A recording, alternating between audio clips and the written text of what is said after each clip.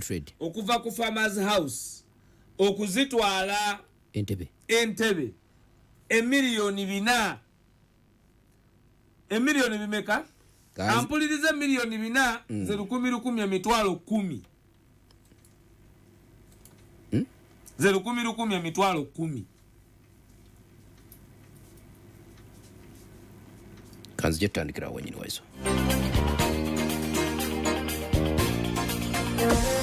Okuva ku nguudo z'ekibuga Kampala okutuukira ddala masoso g'ebyalo ku bizinga n'emitala w'amayanja kati ejjengo lyaffe lituuka buli wamu era tubuutikidde ensi yonna. PAL FM at 12. Pananga Richard, chapati ngampo mu bulala. Nyongerayo ko katono. Sorry sweet, panange. Chapati ziweddewo. Ate muno kulwaleero. Chapati na kawunga bibisinze okutambula. Yeah, kituufu ddala. Kubandiddeko ne kawunga nga mbutuufu kawooma bulala. Naye Richard, ebintu bino obigulawa? Tonowulira ku ngano mpya na kawunga ebya Supreme Flour. Supreme Flour! Ngane kwata mangu mpomu nkugambye abagiriddeko bo bagitenda butenzi ejjira mu bipimo bibiri omuli ekyengano ogogosa n'ekyakawunga kakasooli erimu ne vitamins mwenda bweddu okukosa n'ebirungo ebirala ekwanguyiza ekwata mangu n'osobola okukekkereza buto. Supreme Flour esangibwa mu supermarket zonna ezisinga obungi mu ggwanga ne maduuka gonna. Supreme Flour ekolebwa bano abamandera Millers abasangibwa e Busega ku Masaka Road. Supreme Flour, a product of Mandela Group. Nga tuweze myaka 12 egy'okubuutikira mayengo g'ebyempeereza, radio y'enganzi eya PAL FM radio esazeewo okuddiza abawuliriza baayo ng'eteekawo ebirabo gaggadde eby'okuwangula buli lunaku nga namukisa omu yekka buli lunaku wakwewangulira ekirabo ssemalabo okuva mu PAL FM ng'ekirabo kino kyakugabibwamu emu ku programu za PAL FM nga ky'olina okukola kwe kuwuliriza programu za PAL FM zonna tomanya oyinza okubeera omuwanguzi ante tusajja kudde PAL FM at 12. Wangula ne PAL FM akutuusibwako Sewagudde Fresh Cakes. Bano be bakola keeke empoomu ddala mu sayizi ez'enjawulo ate ku ssente ezijja mu nsawo yo. Bw'abeetaaze bakubire ku ssimu kati ng'oyita ku noti 757 noti 5 10 93 wamu ne noti 776 ana 16 65 Sewagudde Fresh Cakes. Okuddiza guba mwoyo ate era n'entasimba ebulaagiwa kati nga tujaguza okuweza emyaka 12 ku mayengo g'ebyempuliziganya rediyo y'enganzi eya 17 PAL FM esazeewo okuddiza ku bawuliriza baayo kati fuuka omuwanguzi w'olunaku ng'owuliriza PAL FM era tugenda kugaba keeki ya PAL eri omuwanguzi omu buli lunaku anaddamu ekibuuzo ekikwata ku PAL mu butuufu bwakyo ng'ekibuuzo kino kyakukyukanga mu pulogulaamu ez'enjawulo paka nga tufunye omuwanguzi w'olunaku tujagulize wamu ne PAL FM ng'oweza emyaka 12 ku mayengo g'ebyempuliziganya. Wangula ne PAL FM akutuusibwako Sewagudde Fresh Cakes. Bano be bakola keeke empoomu ddala mu sayizi ez'enjawulo ate ku ssente ezijja mu nsawo yo. Bw'abeetaaze bakubire ku ssimu kati ng'oyita ku noti 757 noti 5 10 93 wamu ne noti 776 ana 16 65 Sewagudde Fresh Cakes.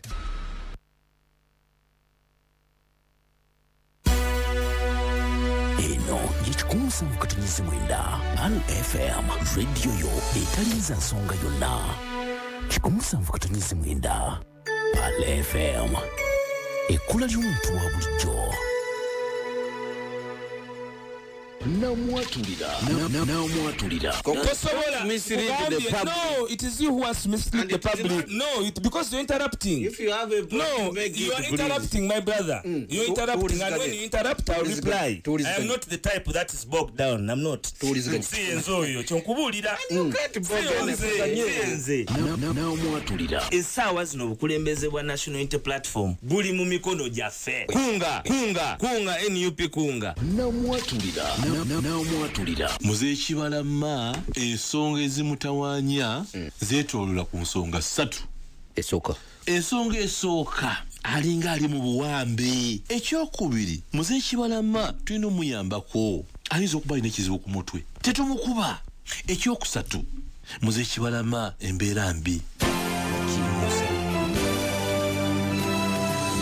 Okay, bagiyita Power of Africa Radio 17 akamuza mwenda ekula eri mutwe bulijjo ndine Alex Waiswa Mufumbiro omusoga waliwo yangamba nti nange mpulira njagala kufaana na Waiswa waliwo abana bentera okuchaza wano mu ntabiro y'omuvubuka yasoka nakanyuga nanga njagala kufaana na Waiswa tugende kusoga Waiswa. So chembadde ngezaako kusigira ekifaananyi nti omulamu omunene gwakwemamulako buno bwannakyemaliro buliwo. Olwaleero mpuliriza wabaddewo amawulire agali very interesting olunaku lwaleero agavudde ku TVM gye bayita Sanyuka mu interview ya muwala wange muto wange Anatalia Ozi nga abadde interviewing omwami gwe bayita Eric Mwesigwa. Ampuliriza ali ku Pala FM ku program Namwatulira. Eric Mwesigwa yoye yatugeze ebikya yoye yatukubaganyiza empawa amajenga gavuddeyo amagye ga Uganda nenzija wano nembagamba nti ekiriwo kya buswavu. Eric yono yagamba nti abeNUP mu mwayo cha pass abeNUP fetwa mu cha pasi era akabinja ka His Excellency Robert Kyagulanyi Sentamu naye olwaleero kyenkugambye nti bano bakozesa ba NRA ekigambo kibayita temporary relief okuwamba abantu okubajja mu society okubatiisatiisa kiri temporary nti okutta abantu nakyo kiri temporary kyakaseera buseera kubanga abantu mugenda kubatta bwe munalekera okubatta kyekinaddako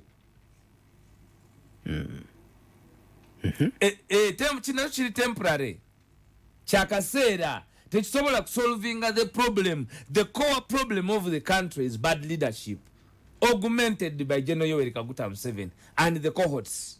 Mpaka lika interview ku badugamba kali nti kwendi oku kwennyini nti interview leero omwana avaayo nga akugamba nti His Excellency Robert Kyagulanyi Sentamu tebanjokyangako pass naye aba NRA aba National Resistance Army abagamba nti balwanirira eggwanga lino ne baliteeka ku musingi ogw'amazima n'obwenkanya era ogw'amateeka okusinziira ku ssemateeka bo bennyini nga bamaze okuripiringa the decrees ezaaliwo luli from the 1970s to then ne ku constitution ya 1962 yali suspended tebagiza. They took a process of doing their own of making their own constitution. Era mweyo constitution semateeka ne bagamba recording the history in the preamble nga tujjukira ebyafaayo by'ensi eno eri ebitaliddamu.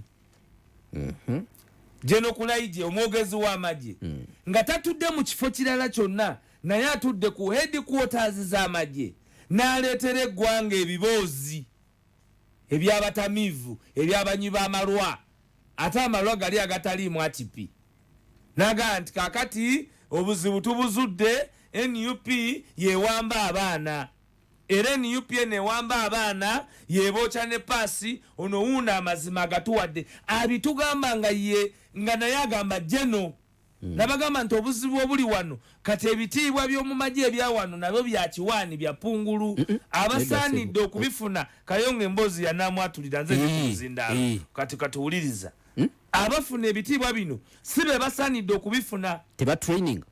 General Yoweri Kaguta Museveni olwaleero abikubuulira nti n'abatwalibwa mu combat si be batuufu abalina okugendayo kubanga abaana abatuufu abali mu magye ne mu forces basosolebwa olw'amawanga gaabwe ne bataweebwa ranka ze balina kufuna nga bwe balina kuzifuna ne baziwa abantu abakyamu kuba omuntu nga kituufu oyagala amagye institution y'amagye kyekintu ekisinga okwegombesa omuntu yenna okubeeramu naye omusajja gwe bayita Felix Kulaije ng'ali mu uniform ya Uganda mu government store ng'ali in possession of government space ku ntiko y'amagye ng'atudde kitegeeza omwogezi w'amagye bw'aba alina kyayogera omwogezi w'amagye w'e Kenya awuliriza omwogezi w'amagye w'e Tanzania awuliriza omwogezi w'amagye ge Sudan awuliriza omwogezi w'amagye ga America awuliriza omwogezi w'amagye ga Uganda n'atuula basebo ne banyabo n'alimba ensi yonna nti NUP yeyo ky'abantu ki pass olwaleero omwana on his own volition nga takakiddwa nga nafa abeNUP tetumanyi afindinze his way ku NBS TV n'ayogera ebituufu nga bwe yasuubizibwa eggulu n'ensi oluvannyuma lw'okuba nga baamutulugunya ennyumba gy'asulamu be babadde bagisasula naye ate olw'okuba nga bo tebalina mpisa bo mpisi era baagala kumutta bano bakozesa ne bakusuula ekitegeeza bye yagamba kulaije byali bikyamu kulaije yamusuubiza obulamu obutabangawo kuba bakusuubiza ekifaananyi ky'obulamu nabo bwe bataliimu kubanza obwo bunsuubiza nsooka ne nkutunuulira gwe kulaije bw'ofaanana ne ngamba naye kyonsuubiza osobola okituukiriza Waiswa okakasa otya nti mwesigwa bino tabyogeza bukyayi kubanga leero azaali yekka ne byayogedde tebanavaayo kubimenyawo majeti ganavaayo speedi gye bakozesa okujja omutulaga nga tebanagirikomyawo leero naye bino nabikunyumiza ino program nakugamba nti eriba footprint ebyo byetuliko olwaleero byetuliko byetugamba bannansi oba ffe balimba oba bali bannaffe be balimba kubanga bazze bewa temporary relief Bobby bwe tukola kino ne tulimba abantu nti Bobby tuli naye tugenda kumusika bwe tugamba kino nti Bobby tuli naye tugenda kumusika bwe tugamba nti Bobby yayokya abantu paasi abantu bagenda kutuwuliriza kaba tuwulirizeko ne weziba wiiki 2 tuweweere emitima gikakane tubeere nga weetuli at least eze wiiki 2 zigenda kuba zituyambye kubanga abantu bajja kukakana Bobby abantu bongere okumukyala tumugambe nti aline mu 7 okay tunoonya ababaka ba parliament aba NUP tugambe nti Bobby anafuye ne banoonyayo be banoonyezaayo ne balowooza nti be batiimu kapiteeni ne babalowooza nti be bannanyini NUP ne babawa omusimbi gwe babawadde ne batandika okwogera oludikya okugogera okuweweezaako ku maanyi omwana g'abataddeko nagamba nti Katolo bwama yafudde awandiisa omuzannyo ng'era bali mu kugutendeka baguyita ceasefire naye buli kumakya yali akugamba nti Bobby yamulimba naye nga ku meeza eri gya negotiating abagamba nti yeyeka asobola okuwandiika omuzannyo ate ogulikakanya ku bantu era bwe balaba nga gulowooza gukakanya abantu baguyisa 4 billion shillings 4 billion omuzannyo gwa Katolobwa ogukakanya bannansi ku bye tuliko ayi ffe tulinza okuyikakana nga tukali mutola mu ntebe bakobera ceasefire wane musoga bwakoba ebabbe naye nga amagye ga Uganda gogamanyi nti gavuddeyo ne gabeera olwaleero kulaije yandibadde agenze waka kulaki kakati bwe baba bakulimba ku bitone bya Eric Mwesigwa ate biri e Somalia bwe baba bakulimba ku bya Eric Mwesigwa ate bye bakulimba ebiri e Congo bwe baba bakulimba ku bitono nnyo bye mulabako ng'ekyamwesigwa ate olwo bye mutalabako nga abasirikale okuba nti babawo emisaala gyabwe nga bwe balina okugibawa nga tebagibakekonuddeeko okubaliisa obulungi nga bwe tubawa essente nga tuzivujjirira mu national budget n'amagye gaffe bagawamba nago tegali mu buwambi kyova olaba buli basinkana His Excellency Robert Kyagulanyi eisano liba lya ndawulo liba lya ndawulo kubanga bye tuliko nabo babimanyi nti bye bitukwatako ffenna kwolwo waliwo akulira crime intelligence waliwo deputy wa CMI waliwo birungi waliwo kulaije bonna bali awo bagamba ensi Mwesigwa tuleese leero bwino tuleese temporary relief gye mufuna tesobola kubanga ffe twajja tusazeewo nti katufiire ku ekyo ekituufu ne tuliberating ensi yaffe dde mu mikono gy'abannansi bagiyita Power of Africa Radio 107.9 ekkuleddyo omuntu obulijjo ndine Alex Waiswa Mufumbiro njagala tumale okwaziina esswala ya Aisha etuuse then bwe tukomawo tugenda kuyingira ku ssente zino ebiliyoni emiliyoni 4 ezatambuza ebintu okuva e Kampala ogenda Entebbe byatambulira mu Chopa ate Chopa His Excellency Robert Kyagulanyi Center mu atunyonyodde n'agamba nti edda ng'ali mu muziki mukwano gwe chopa gyafuna ey'okumutwala okuva ekajansi paka bityo okumutambuza mu kibuga yawaayo miliyoni 3. Kitegeeza ne chopa era eba yasomba luutu mmekeezo luutu 10 kazi gyotandikirawo wenyini naye abasajja mwe mu byensi n'abekiruhula ngekutuusibwako Fresh Mind International abakakasibwa Ministry ya Gender, Labour and Social Development okufunira bannayuganda emirimu emitala w'amayanja mu mawanga nga Dubai, Abu Dhabi ne Qatar. ومن الناس من يجادل في الله بغير علم ولا هدى ولا كتاب منير وإذا قيل لهم اتبعوا ما أنزل الله قالوا بل نتبع ما وجدنا عليه آباءنا أولو كان الشيطان يدعوهم إلى عذاب السعير. Eyo yebadde aya y'essaawa eno ng'ekutuusibwako Fresh Mind International abakakasibwa Ministry ya Gender, Labour and Social Development okufunira bannayuganda emirimu emitala w'amayanja bakubireko ku 0704231665. Eno ye Ayatul Kursiyu ng'ekutuusibwako abafamire ya Muhammad Kigozi esangibwe Poland ne Switzerland. Adhan kuchukumusa mkatanizi mwenda PAL FM ekuleteddwa BMK Group of Companies.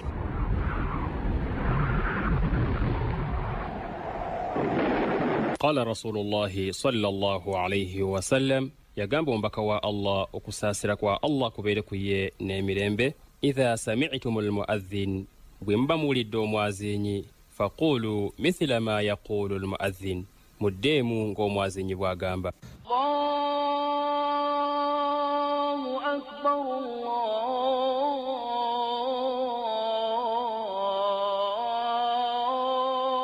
Allahu akbar Allahu akbar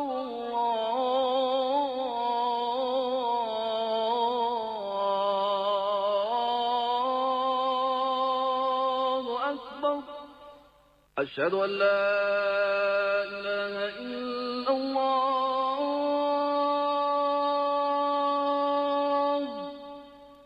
أشهد أن لا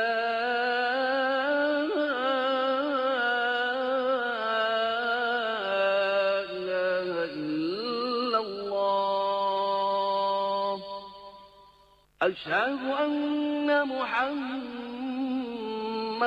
رسول الله أشهد أن محمد رسول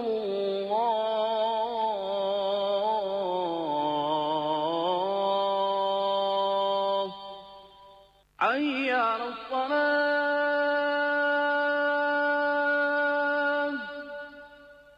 حي على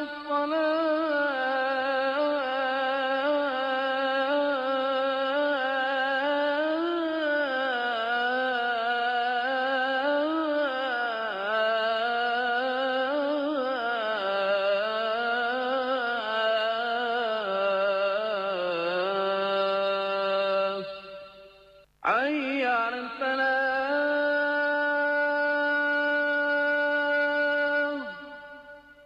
حي على الفلاح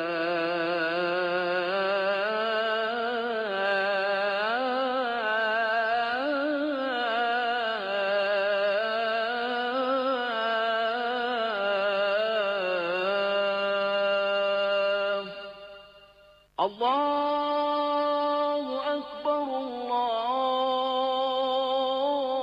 الله أكبر لا إله إلا الله. Adhan kuchukumusa mkatanizi mwenda PAL FM ekuleteddwa BMK Group of Companies. Edwa ya Adhan kuchukumusa mkatanizi mwenda PAL FM. لا إله إلا الله اللهم صل على محمد وعلى آل محمد كما صليت على إبراهيم وعلى آل إبراهيم وبارك اللهم على محمد وعلى آل محمد كما باركت على إبراهيم وعلى آل إبراهيم إنك حميد مجيد. رضيت بالله ربا وبالإسلام دينا وبمحمد صلى الله عليه وسلم نبيا. اللهم رب هذه الدعوة التامة والصلاة القائمة آت محمدا الوسيلة والفضيلة ودرجة الرفيعة وابعثه مقاما محمودا الذي وعدته. الدوايا أذان كتشكمسا فكتنسي مليندا على FM ekula ly'omuntu wa bulijjo. Namwatulira manya ensonga. Nze Kayongo Hakim, muzzukulu wa Jjajja Budda, muzzukulu wa Kasira, muzzukulu wa Kanaana, muzzukulu wa Budala lwa Kirume, mwana nzaalwa ye Bukomansimbi, nze ndi emabega w'emizindaalo. Ensonga kati MP kyafuuka kyakuzanyisa asanga yakwata lulinga MP okumukwata omala kuwandiikira speaker. Namwatulira manya ensonga. And we agree that we will stand together to unite the Kenyan people so that we can be able to realize the dreams of the founding fathers of our nation. Tutunuulira ensonga tuzigoberera wakati mu kuzeekennanya ennyo n'abateesa abagundiivu. Bannayuganda tulina okukeera ku makya tuzuukuke twekkiririzeemu tukikole omulundi gumu twetawuluzeeko obukulembeze obuliko. Bo bwennyini bukkiriza nti bwagwa naye buwangaala kubanga tetubusuulanga. Buli lunaku okuva ku ssaawa emu okutuuka ku ssaawa 3 ez'ekiro. Namwatulira manya ensonga. Akanyumi ka leediyo yo wekagwerayo. Kumusa mukatonyeze mwenda. Pal FM. Ekkula ly'omuntu wa bulijjo. Okay, 17 akawumuza mwenda Pal of Africa Radio. Mwebale nnyo, mwebalire ddala kubanga kwe muli ku mukutu guno gw'ensonga. Tutunulira ebintu bingi. Twagala tuyingire munda mu nsonga za Minister of Trade. Okutuuka ogamba nti okutambuza fayiro okuzijja Kampala okuzitwala Entebbe kyamazeewo miliyoni 4. Abaffe zasombeddwa motoka, zasombeddwa nnyonyi, zasombeddwa ki? Waiswa nyonnyola bantu ensonga ya fayiro zino ne sente zino, accountability sente ziri mu ggwanga Uganda. Waiswa mwe mugamba nti abantu bafa obwavu era abasajja babeera eyo naye ffe twagamba abantu nti abakola ennyo ate be babbiddwa. Obuswavu bw'abaana b'eŋŋoma bano abalangira abawamba eggwanga lino awo we buli nti okuva ku Farmers House okugenda Entebbe ampuliriza emiliyoni 4 kati be miliyoni 4 kiba kitono kubanga sente asaba za kilo. Ate esente ziba za ddiiru tya mutabani w'omukulu aludde talinamu ku sente. Nabagamba nti mu covid waliwo muwala w'omukulu yatwala sente za silinda z'okusigeni, waliwo yatwala sente za okuzimba temporary hospitals. Nabagamba nti tente za dabuluka daje Sudan nabakobera ku radio tibako batende dakola ki dabuluka. Mebalya omuntu ali ez'oluguudo, omuntu ali amabaati kubanga bagabana kyekimpa kyekubire tewali kiriwo kuba kasita babba akalulu mu nsi yonna ne bakkiriza nti akalulu kabbibwa kubanga akalulu abakulembeze balina kuba ku accountability mu planning. Naye kati waliwo ekkobaane ku buli mutendera gwa Uganda wabaawo ekkobaane okulaba nti ebirina okukolebwa tebikolebwa mu mazima na bwenkanya oba mu butuukirivu kubanga the ecolon of obuyaayi ye fountain of honor.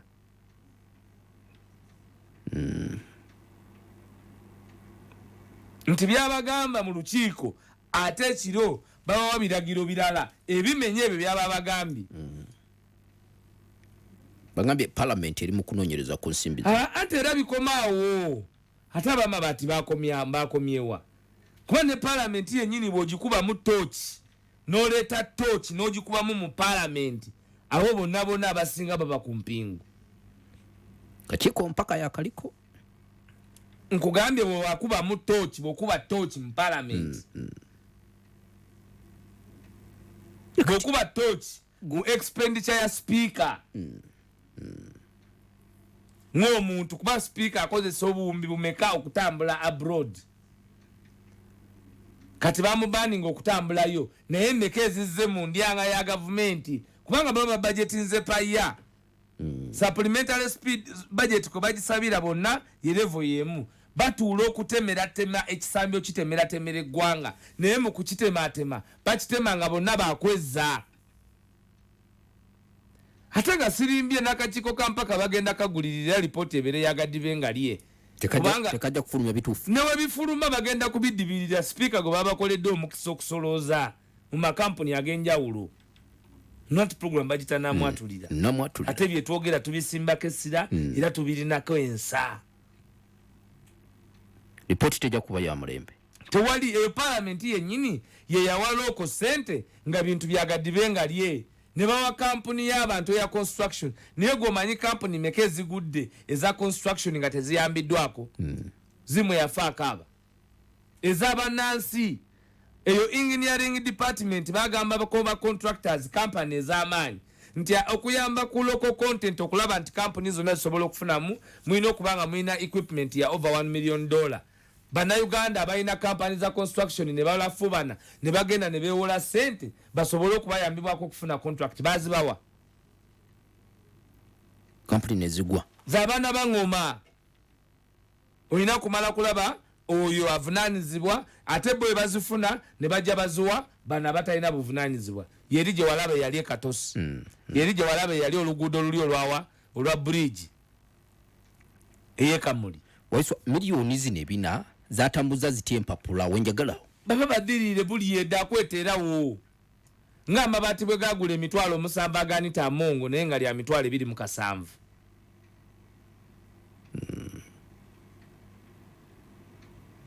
ecupa y'amazzi nga ya mitwalo 4 mu State House ecupa ya mineral water banywa ya mitwalo egi gye tunywa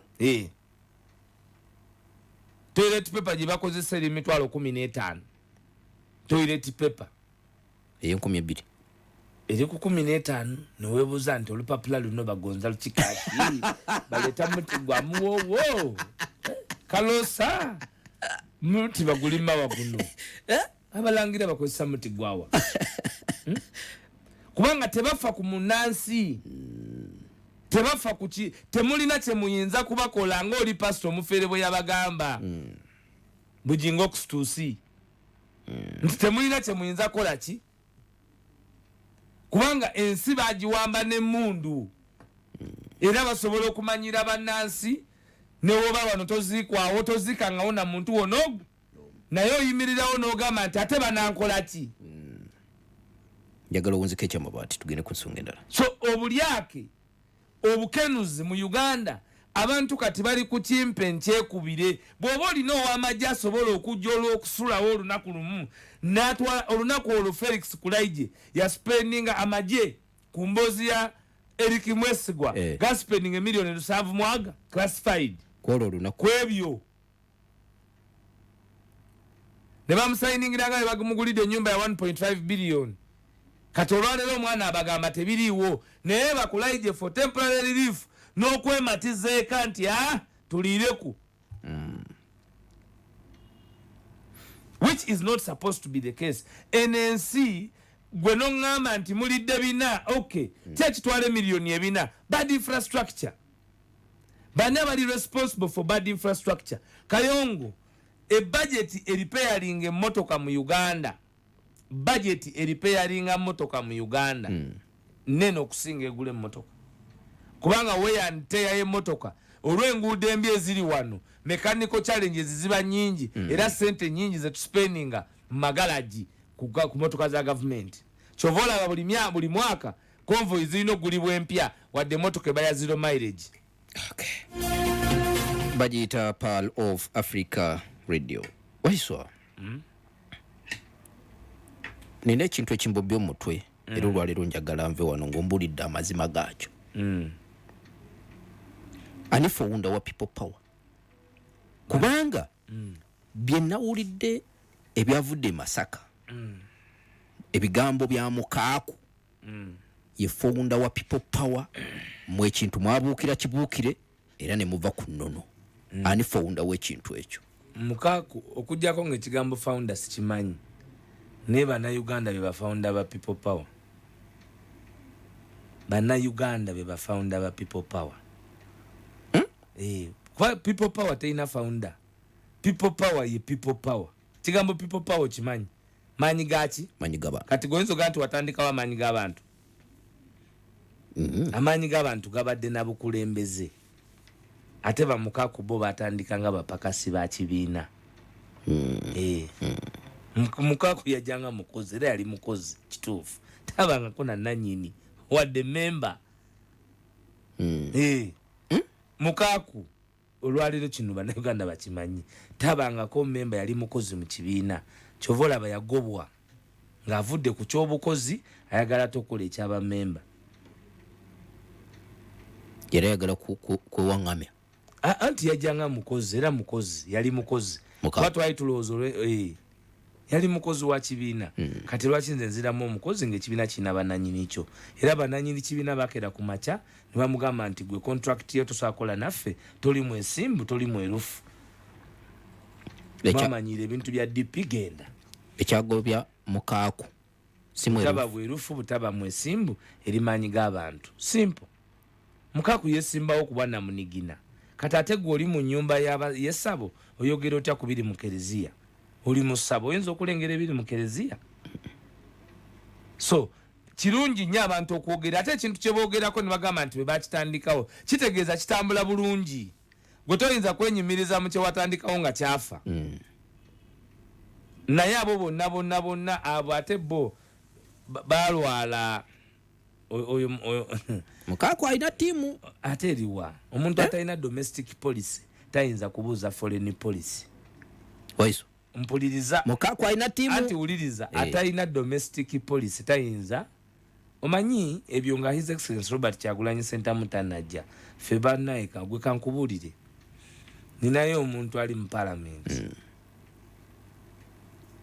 nagenda ku TV omulundi ogusooka omulundi ogukola ki ogusooka nga bampita ku BBS Telefina nze deputy spokesperson wa Democratic Party ne bampita n'omubaka omu owa parliament ebiseera ebyo nga ne ticket gye yali afunye Democratic Party yali aze nansinkana era ne tubuuzaganya okumuyambako okulaba nti ayingira kuba yali yeesimbawo nga independent n'agamba nti nze sisobola ku debatinga naye natambula ne baŋŋaana ogenda ku sho n'agiteesaako bwomu kitadi takubaganya birowoozo naawe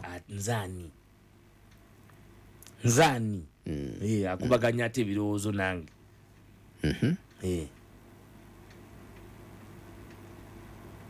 kakati abo balina we baali beeteeka nti ebyokujjako Museveni bya mboozi byakutambula mu nkiiko byakukonjera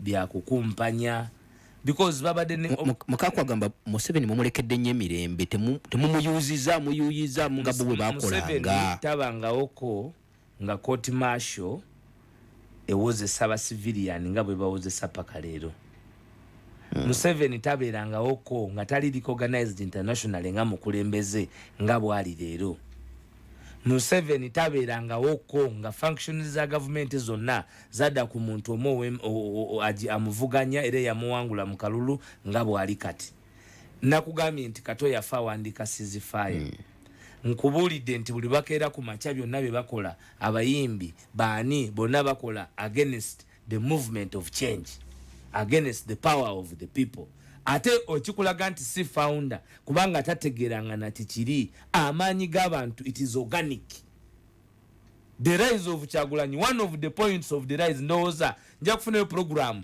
nzije nsomese the rise of Kyagulanyi twali tetwagala kwogera ku the rise of Kyagulanyi lwa nsonga wabadde wakyaliyo obudde buwanvu nnyo nga twagala tubibanyumize ng'ali mu ntebe naye in the rise of Kyagulanyi to ascendance of liberating Uganda point yemu erimu gye muwandiikanga obulungi one of the biggest point is simple that the revolution was organic ansanga omwana bamuwa akabonero eyo history. The revolution was organic. Ngakabonero batikinga. Tomwana ono atakoze atya ayogera ebyo organic kubanga organic kitegeeza nti the direction is of the people, the direction is versed with the reality. Magezi kigowa mukako nabo bali expired, amata gali expired, tolina kyoyinza gakola mpozo gawembwa ate mukaku kyalina okumanya mukaku alinga era embwa ate obukakkanyiza nnyo Waiswa. Anti kati nkubuulira embwa yali egenda kuzaala nefuna olubuto n'enjovu ng'efunye olubuto. Embwa nezaala obwana 6 ng'enjovu tenazaala. Embwa neddamu nefuna olubuto nezaala obwana 12 ng'embwa enjovu tenakola ki? Tenazaala. Embwa neddamu nefuna olubuto olulala era nezaala obwana 12 enjovu tenakola ki? Kakati enjovu embwa kyeva efuneganga tenafuna olanega naye buli obwana bwezi 3 kangine embuuza enjovu eno kiki wagwana. Embwa kwe kugenda ewa enjovu negibuuza naye njovu gwe kikinze nakazaala obwana 10 ndi mwana 3 nina obwa bwange 10 aye watali kuzaala ava tava mwasi nti ki? Enjovu negamba embwa nti embwa ezaala mbwa oli mu kuzaala bubwa era olina obubwa bwo 10 enjovu ezaala lumu era ezaala njovu. Uganda yafuna omununuzi waayo. Mwene bwe munatambula wana bagamba nti neyagibba enjovu n'alowooza nti agitemeraatemera agize mu kaveera adduke nayo nakati ebifi bikyamuzi amasavu obwibi bw'amasavu n'obuli mukanewala ku kanwa. Era duzi yawandisa ekiwandiiko General Museveni yakiwandisa n'agamba this country should not descend back to the times of the Muwangazi nga kyategeeza nti byalaba kati mu bululu okubba kati okulabisa okuliwo minzaani kwe tumutadde paka leero. Akazito oyo abo be bamuwulira nti abo bo tebayinza kubimanya kuba bino ebya generation eno si bya mboozi. Ebya generation eno si bya kukeera ku makya kulowooza nti kakati mugenze kunnyonnyola. Oyo atugamba nti ategeera nnyo alina kyategeera ye mwenyini yali yesimbye kuba president. What happened after? Yakola atya? Naye balinayo politician abasasula ssente gwe tumanyi. Asasula bali. Asasula eyo tiimu. Kako alina tiimu ye. Kati kabondo kaba political street men. Babaita ba political street men. Program eno bagiyita NAMWATULIRA. Kaba political street men. Linda ko katunu Waiswa. Program eno bagiyita NAMWATULIRA. Kayo ngoto sima. Kazi je katono.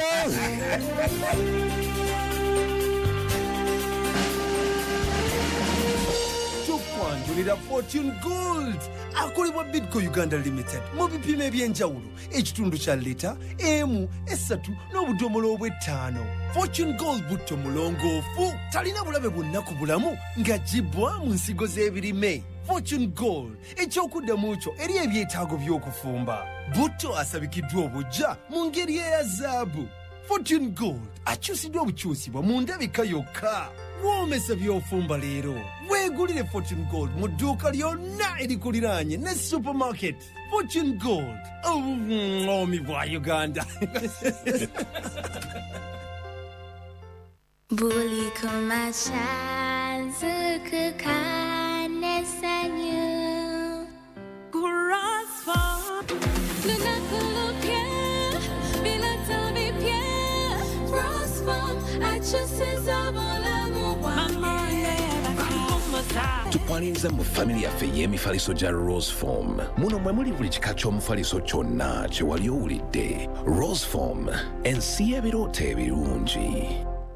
Newankubadde ebbula ly'emirimu lingi mu ggwanga Uganda naye omwana asomedde ku Apple Skills Institute abawanjawulo nnyo. Wamala P7, senior 4 oba senior 6 tuwamalako kusoma tewayita bulungi oba oyagala kusoma ofunirewo omulimu jangu twegatteko mu lusoma luno tusomesa diploma, certificate ne short courses mu journalism and mass communication okola ku TV ne ku radio, catering omuli okufumba ebika by'emmere enganda n'enzongo, bakery okola keki, emigaati ne pizza, video production okukwata camera, decoration okutimba ku mikolo egy'enjawulo okola sabbuuni w'emiti ne graphics design signing. Osomera ebbanga tono nnyo ate n'otikirwa. Waliwo ne half bursary eri abayisiti 10 abanasooka okwewandiisa. Teweerabira Apple Skills Institute yebadde eyitibwa London Media Academy. Tusangibwa ku Old Kampala ku Commercial Plaza. Nga wakava ku Jumai. Essimo noti 754 225 noti 754 225. Apple Skills Institute. My skill,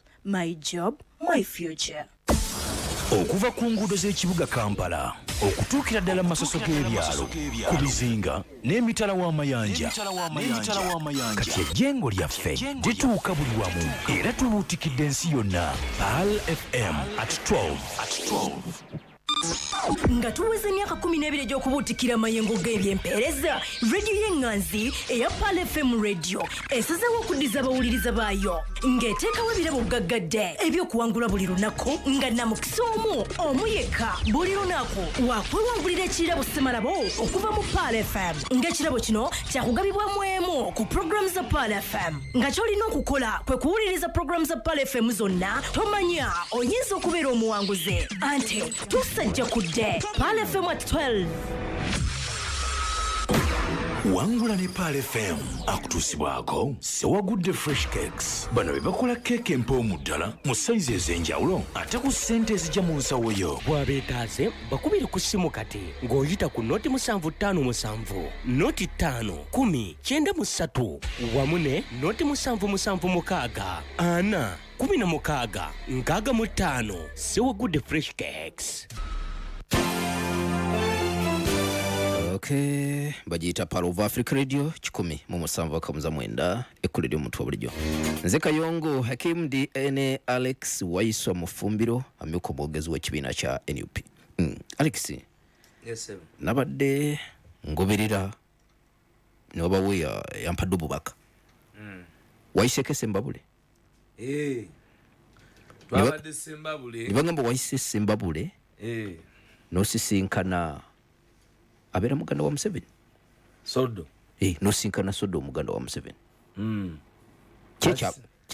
Nasinkanyewo ebigambo bye. Era abayabaddewo. Emukolo gwabadde munene gwabadde gwa muganda affe Kagolo. Era twabadde Sembabule mu constituency y'e Mawogola eya Shatsi ndowooza Musherure. Era nga Sodo yatwala waawo naye nga twabadde ne Honorable Kagolo omu ku bantu abakungaanyiza abantu abangi nyera njagala okusooka okumuyozaayoza emikolo naye ekyabadde interesting mu kusinkana kwaffe ate abantu eri bonna ba NUP bali kumaanyiga abantu Sembabule kyova olaba oli ajja n'agamba nti yagalimu mwewuunya ono omwana Katonda yamutuwanga kirabo. Waiso Katonda yamutuwanga kirabo. Sembabule abantu bayo bali kumanyiga abantu. Ate gye nabadde ne Sodo mwenyini okusobola okwogera eri abantu yasoose kubagamba nti ayogera n'Ekyagulanyi. Yalimbye abantu.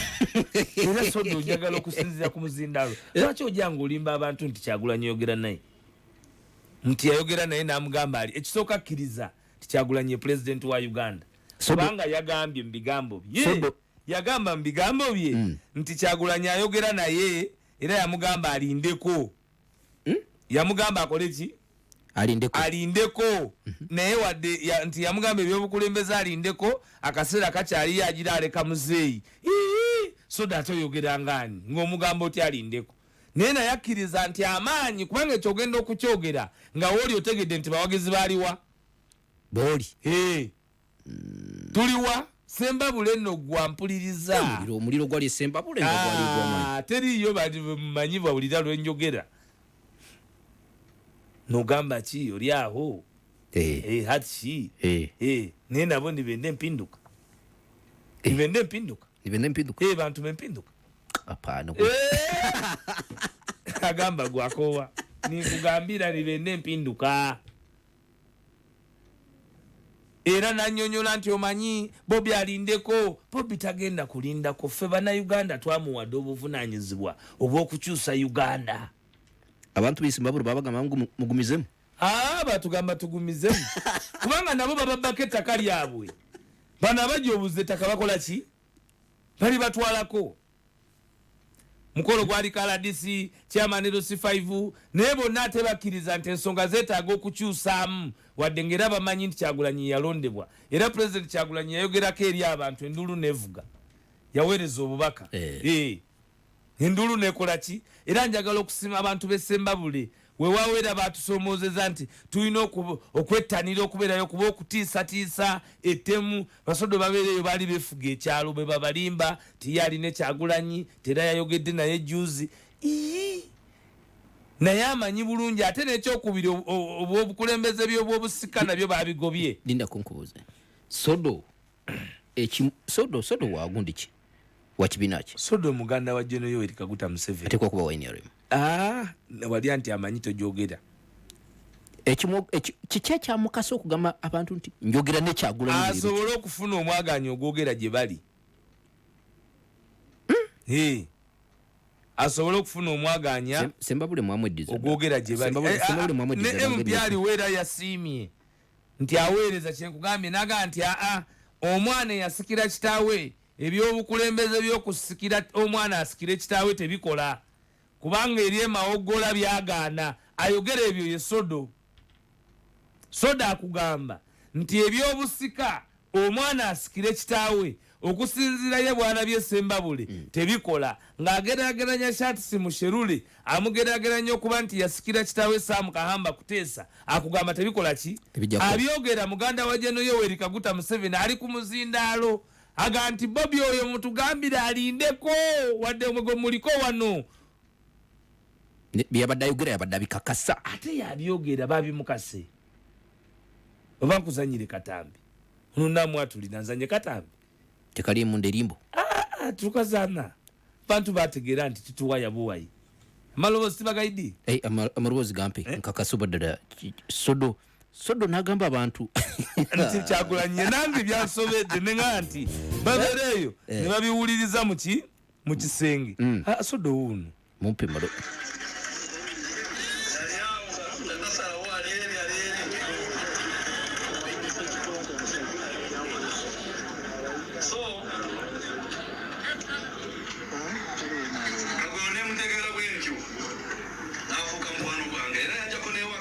si ngagamba nti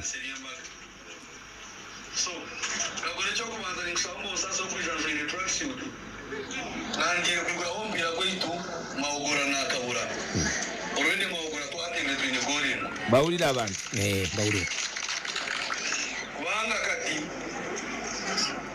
bano abaffe by'omupiira babikwata bwe batyo kati nasalawo okubyekwatiramu ba Museveni by'omupiira babikwata bwe batyo ayogera ku muganda we so nikyo kyaneetazo nyini madamu yanda kunga aronga nze kutwala syuti n'ayana naganta nze tuwa NRM nabana bana masaka kubanga bangi abantu kubona bali mu Ssembabule bampagira akkiriza nti abantu bonna bati banupu singana twogera naye namugamba sooke mpola mpola obudde bukyali uyo Ssembabule bampagira bonna ne president wamwe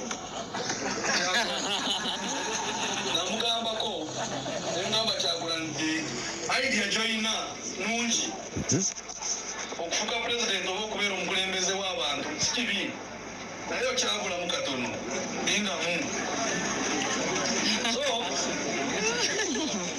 netwogera tetwakanyaze naye nga ye ng'omuntu nga Kyagulanyi nga otyemu ebyobukulembeze mukwano gwange owulidde babeereyo nga besibidde mu bisenge muveeyo mugambe ensi nti omwana ye president Sodo agambye Kyagulanyi mukwano gwe kubanga olina kwesiba ku ye okusobola okwogera naye nga kifula Kyagulanyi kyenkugambye the foundation is organic the rise is organic gwe newe weesibira mu kisenge ne bwokola otya nti ye mwenyini kwogwo omukolo tayogedde muwozi Kaine Rugaba agambye nti twasaba His Excellency Robert Kyagulanyi alinde muwa kiri mukulu waffe emyaka gigenze neffe tetukyasobola ensi gitta ensi gyonoona tetuyinza kugibalekera extent ya muganda w'omukulembeze w'eggwanga emundu bayina byonna bayina naye okufuna akaweweevu balina kwekukutika ku maanyi g'abantu kyova olaba gwe teweewuunya bagekukutikako. This revolution is organic kubanga yajja n'agita goyinza okwebuuza nti Kyagulanyi n'obugagga kuba nawulidde era nakyo kanziremu nkisomese ate nkisomesa omulundi ogusembayo kubanga abantu bangi nnyo nasooka kuwulira minisita Kasolo ng'ate bagamba nti minisita wa microfinance naye ng'akyogera kanawulidde ne Mukaku ng'akyogera nti Kyagulanyi bamu Museveni yamusonyiwa omusolo emmotoka etazasudde musolo eba na namba myufu eyo eba y'abalitani awangalidde bweru n'avuga emmotoka okumala omwaka mulamba bw'okomawo nga tosasule musolo bakuwa enamba myufu lyetteeka eryokubiri ng'onaasonyiyibwa omusolo enamba erina okubaako ekigambo UG naye eba namba myufu bw'ebeera UGC eba ya State House weba UGZ ebeera designated nga ya Prime Minister's Office weba UGB eba ya President's Office weba okusinziira ku nnyukuta ebeesembayo weba Y eba Ministry ya Youth weba AC eba Ministry ya Water weba H eba ya Ministry ya Parliament that is the House of Parliament Speaker bani bavuga H kakati ezo ze motoka eziba tesasudde muki emmotoka endala ze ziba n'ennamba ya bbulu ennamba eya bbulu gwe bw'olaba ng'ennamba eya bbulu emmotoka eba tesasudde musolo kubanga eba ya kitongole ekitakola magoba non-government organization okay emmotoka endala etalina kusasula musolo yemmotoka gy'olaba nga ya ambassador CD ze emmotoka ezibeera exempted oba ey'amagye H4DF oba ya police UP nga zonna ziri designated mu government store naye emmotoka erina number plate yenna mpuliriza efuluma ng'erina kaadi yaayo ng'esoma manya ga muntu era ng'enamba plate efulumidde mu tampeko wano wawava munno gwe bagezaako okuggyako omulimu olwaleero nga kanamba nga bwe mulaba emmotoka ya pulezidenti emmotoka eba yasasula omusolo emmotoka bano baali baagiwamba oluvannyuma lw'okuwulirizaamu otyo mu balanguzi nga nnyonnyola bye yalimu ne batya nnyo ne bagiwamba bagyekebejje na butya bwe yali ekyuse okutuuka mu manya ga His Excellency Robert Kyagulanyi Ssentamu nannyiniyo oluvannyuma lw'okumuweba bannayuganda okuziyiza ettemu erigeza okumukolebwako nga kati ebyamasasi balabika baabivuddeko batandise butwa bwa North Korea. Kakati bw'owulira omwami nga Mukaku nga tamanyi nti ne pulezidenti waffe gwe twogerako olwaleero ettemu kati erimugezesebwa liri ku bukugu bwa North Korea nakunnyonnyola luli kati oyo mba ngenda muddamu ki bagiyita Palo of Africa Radio oyo munafiri mba ngenda muddamu kyo 10:79 ekkula eri omutwe bulijjo esimu nzitaddeko naye nze bino ebyekibuga mbimanyi era njagala ogamba bannayuganda musonyiwe musonyiwe tuyinza okuba twetaaga ate okwekwatakwata musajja waffe oyo tumufunire waabeera kubanga nze nasemba ofuna amawulire ng'empigi mu loogi bamukutte bamugobyemu so kiyinza okuba nga ekyo kizibu nga kyamufunye psychological tufune attention ka video sinaketegereza bwe yali akubye weero ayinza okuba nga musajja watanoonya obuddamu ng'era bw'ate bwe yabunoonyeza ku Kyagulanyi abantu bonna bonna bamutambulirako okufunawo survivability kubanga ali organic buli ekintu ekiri amorphous buli omu anoonya ekikistoping ne kibula okwata wano nga tekiri Masaka n'okwata wano nga tekiri ngambye Sembabule nange natidde sodo mukuzanyidde omubaka gwe bamanyi abaweereza obutuufu ye Honorable Goleti Namuga ne sodo era naye akyogera n'agamba nti oli eyasikira taata ebyobusika tebikola ki tebijja kukola nti nenaale mutekoze Sembabule soda againale mutekoze eki kakati muganda w'omukulu ayogera mmwe nga muddeyo nga mubibiita enaalemu nga muvuga pikipiki nga mutaddeko bifaananyi by'oli omwana bagiyita Palo of Africa Radio 17:9 hala Assalamualaikum warahmatullahi wabarakatuh. Waalaikum salaam warahmatullahi wabarakatuh. Naye mukulu Waiswa tumwebaza nnyo lwawaza anti wagambe byo NAMWATULIRA bagiyita NAMWATULIRA ono Kabogoza Dawuda nsinzize Bandarugo ese Kabogoza so district mwame Kayongo wenyewe baliregera kwange budde buno teri atabira ku Palo ku NAMWATULIRA nkulayirira nyumba ku nyumba ensonga mwame bisazogedde naye engeri gyayatula kakati nange bebga wena begedde bituufu bonna nga baliko ba president bonna bali ababaita political failure omukulu yagamba tumekyagula president era butambi twabulabye oyo we Masaka era naye abedi mukulu wa bedi bwanika ne munne abo twabavaako ate badamwete kukweta busente bwabwe mu nupu anti mwaguma NAMWATULIRA naffe katwagambe bataata temudda mu kukweta busente bwabwe mu nupu Kyagulanyi simu abamuleeta ku siini Kyagulanyi yagamba bega ndowooza emyaka nga 2 ennyimba ziyakuba nga abantu bazimanyi Mwami Kayongo omulezi yagenda okujja ku siini ekintu yali ekipulalinga dda yagendako wamusabye esijjenga bali bamukutte ebyo ebiseera n'akwasuka tutambule ezo n'ennyimba tebaziwulira batuggyeko olundo lwe bakkirize nti akayayi kaabasukkako naye tekyabadde embuuza omukulu oyo abakulu abafudde bannampulira ziri mu kibiina kyaffe bagenda bakolera ki tetujja mmenya bannya naye tujja tandika omenya atuyambe abakulu babandike nga bwayanika abantu Ssaabasajja Kabaka Buganda awangaale maaso moogi lukoma kyukyu nantawetwa halo Seruganda ono Katumwa Yusufu omuzi wa bode katwe mu katale esebe Katumwa Mwami Kayonga Akim muzukulu wa Budda webale kuwuliriza omusajja walayamu nebaza nnyo Mwami Waiswa abasoga tufudde ab'ebbeeyi era tufudde ab'obuvunanyizibwa ennyo kuba batuwaananga ne batugerega nga ffe abasoga Mwami Waiswa mpuliriza ne bagamba mbu abasoga bamala kuweza myaka 45 okuba n'amagezi negenda mu polisi ya Uganda yonna abasaidi abasingayo basoga so nga nzira ku mulamwa nga nsibula Mwami Waiswa ne nze Katumwa Yusufu ngamba ekintu kimu Mwami Waiswa nebaza nnyo sigenda tesa nebaza nnyo abasoga tukuwuliriza era ne pulogulaamu eyo kasitokona ku lusoga najjajja wange Nalongo Nuru twamuziike mabega kawo yabeeranga katwano mu katale nga nze Katumwa Yusufu yakwagalanga nnyo era yaŋŋamba nga timba ebifaananyi bya Bobi Wine kalenda ze bakubangeza Bobi Wine era Mwami Waiswa bw'oba osiibula jjajjange Nalongo Nuru katwe mu katale bamumanyize Katumwa Yusufu yayagala nnyo Bobi Wine obulamu bwe bwonna. Okay, webale nnyo Katumwa Yusufu. Hello. Assalamu alaikum wa rahmatullah. Wa alaikum salam wa rahmatullahi wa barakatuh. Ono mulimu ekojja. Yesaba mulimu ekojja. Mufumbiro buuza. Mbadde ntera nnyo okuwuliriza sipiiki za pulezidenti Museveni. Naye lumu yavaayo n'agamba mumpeereza abe bakootula mu paalimenti mbe naaza okusaba biseewo byenjagala. Bwe nvaayo ne nsaba omukulu w'eggwanga yetondera eggwanga mba mu nsobi n'ekirala era yayogera olulala n'agamba nti amuleka ababbi babbye kasite sente bazisimbamu wano nga gavumenti eri mu kulwanyisa enguzi era wenvaayo n'ensaba pulezidenti w'eggwanga yetondera eggwanga olwa sitatimenti ezo mba mu nsobi.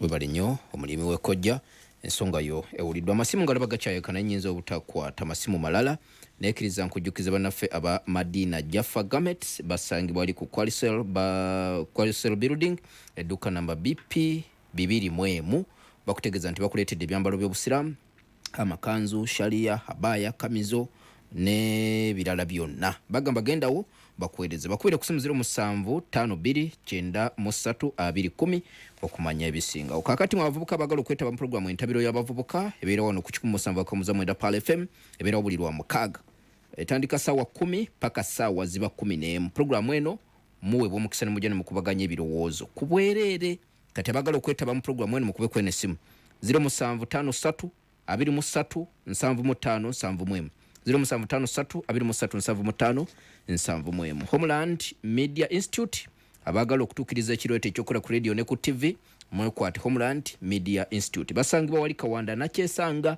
koose ezenjawulo weeziri abagala okusoma certificate diploma ne busoto ne bukoso obumpimpi mweneteekateeka weeri mubakubire ku simu 075227 kinana mukago ba MTN eri 0776 kinana mukaga tuwerabira Prestige Margarine siyajo w'omulembe gutulina ogenda maaso n'okubanga twettanira ate nga bannafa ba management ya Dar es Salaam Secondary School bali wali kijana ngabo Masuli Tawakiso babategeeza nti okuwandiika bayizi ku ssomero lino kugendeddera mu maaso muleeta abaana bagende maaso n'okubanga beewandiisa. Waiswa tusibule eggwanga. Njagala okusooka okwebaza abantu mwenna abayaniriza president bwe yabadde e Masaka mu bajulirwa twebaza nnyo mwenna bannamasaka abasobodde okuba nti mubeerawo wa president njagala okuba nga tusaasira honorable Wafula Ogutu Philip yafiirwa mukyala we era njagala okwebaza abantu ab'ebusoga abayaniriza pulezidenti bwe yajja okulirira ku munaife. Njagala okwebaza bannayuganda mwenna abakkiriza mu kibiina kya National Unity Platform. Banaye mutukoze bulungi ng'abakulembeze kuba mutuwa obuvumu n'embavu okuba ntuyimirira ku ebyo bye tumanyi ti bye biyimirira ku saidi y'abanyigirizibwa.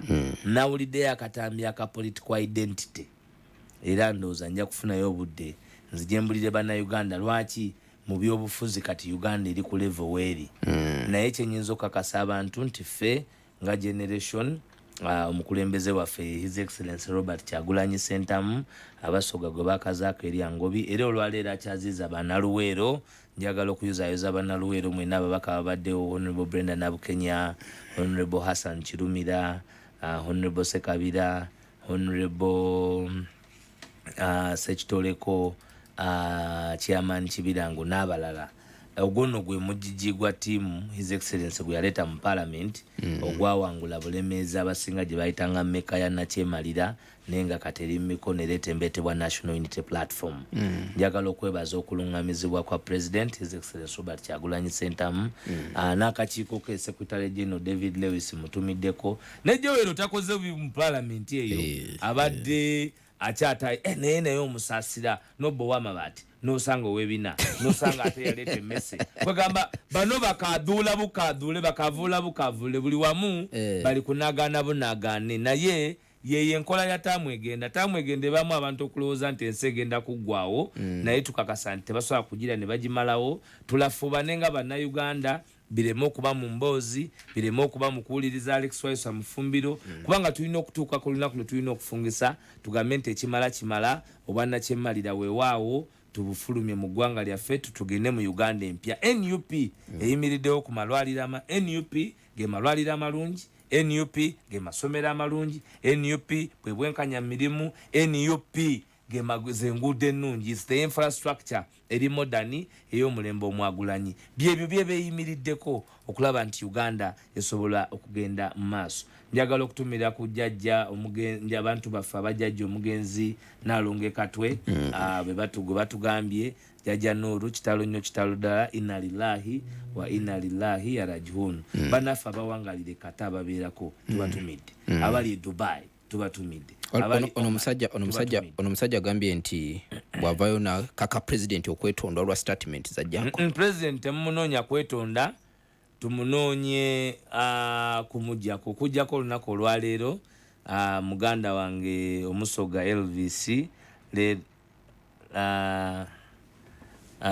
nkutumire ku ino yowangalira webale kubaayo ne kato kange nakalaba katresi kakuziza amazaalibwa era nkwagaliza amazaalibwa amalungi Don Sheriff simanyi oba kwali naye kyakabinyo yeyo NUP njagala okutumirako abaana mwena abageto yonna gye muli Gaza Katwe Nalukolongo Nakulabye mwenna abali eyo nga mulowooza nti mulina kyemuliko nga muli mu gguluma naye nga muteze Pal FM Mukama babeerezeemu. Wassalamu alaikum warahmatullahi wabarakatuh. Waalaikum salam warahmatullahi wabarakatuh. Tesobola kubanga tugaziwa okusinga kwano puroguramu namwatulira y'olunaku olwaleero bweto bwetambudde. Nze muzukulu wa Jjajja Budda, muzukulu wa Kasira, muzukulu wa Kanana Kayongo Hakim. Assalamu alaikum warahmatullahi wabarakatuh. nga tegannaba kubuutikira ggwanga gasookera wano tugakuŋŋaanya ne tugasunsula ne tugakutuusaako ng'ate gakyayokya. Gano ge mawulire agookya ku Pal FM ne Three Ways Property Consultants Limited bebaza okukunaazaako ennaku wamu n'okufuula landlord nga bakufunira ettaka eriri ku muzuuri ku nguudo zonna eziyingira n'okufuluma ekibuga Kampala okutandikira ku $6,000,000 zokka nga tukkiriza n'enkola ey'ekibanja mpola. Tukyalireko kati mu maka gaffe agasangibwa e Buloba ku Mityana Road ku kizimbe kya HB Complex oba okutukubirako ku noti 752 721 763.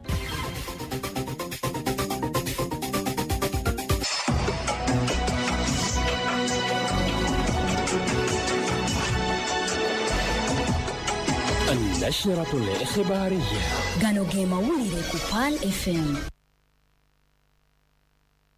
Assalamu alaikum wa rahmatullahi wa barakatuh. Osibye yote yekomide ku 17.9 Pale FM kwali ya muntu wa bulijjo akadde kamawulire mu bujjuvu ng'ogga kusomera na Kaiza Freda Mazze. Omumyuka wa Speaker wa Parliament Thomas Tayebwa alagidde Ssaabaminisita Robinah Nabbanja Sabbitejja okulabikako mu Parliament ajanjulira ekiwandiiko ekirambika obulungi emitendera girina okuyitibwamu okuteekawo laboratory ekebera endagabutonde na biki ebirina okugobererwa nga laboratory eno etandikibwawo. Speaker Thomas Tayebwa okutuusa okuyisa ekiragiro kino kiddiridde omuwendo gw'abazadde abasajja batwala abaana baabwe okukebera endagabutonde zaabwe buli olukya okweyongera kyagamba nti ekyo kikosezza nnyo abaana bangi era nekibaviirako abazadde abamu abaami n'abakyala okwejja mu bulamu bw'ensi eno. Speaker ategeezezza nti singa Ssaabaminisita tavaayo mu bwangu nawa